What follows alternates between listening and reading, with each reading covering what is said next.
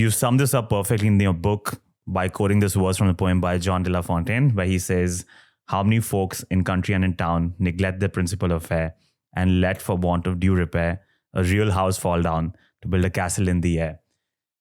In your book, The 5 Types of Wealth, you make the case that money is, of course, important, but that shouldn't be the only thing. There are 5 different types of wealth that you should holistically build up. So let's start addressing all of them one by one. We've already started talking about time wealth. So let's close the loop on that. Let's formally define that first. What is time wealth? What are some routines, frameworks that people can start implementing to accumulate that over time? Yeah. So time wealth simply is your ability to spend your time on the things that matter to you. Yeah. It's who you spend it with. It's how you spend it. It's having the freedom to control your time. That is what time wealth is. It's an awareness of the impermanence of time. We talk about being a time billionaire. We talk about how much that matters. That awareness is fundamentally what that comes down to.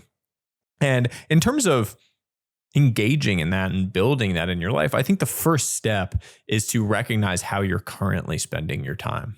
And are you spending it well and wisely, or are you spending it on things that are not a particularly good use of it? Because the easiest thing to do is to just default into whatever you're currently doing.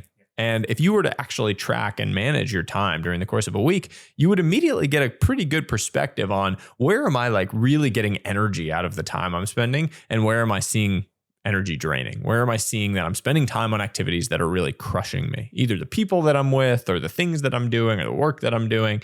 Like, where am I actually feeling these ups, and where am I feeling these big downs? And if you can slowly make changes to your life to spend more time on the things that are energy creating and less time on the things that are energy draining, you find an immediate improvement to your life.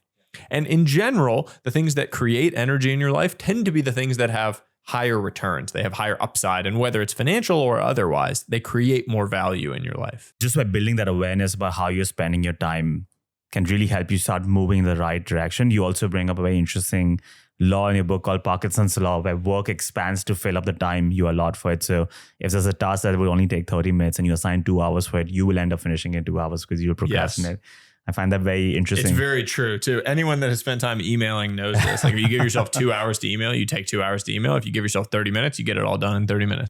A magical theory. The moment you realize it, suddenly you start noticing all this free time that you can actually start filling up in your own schedule.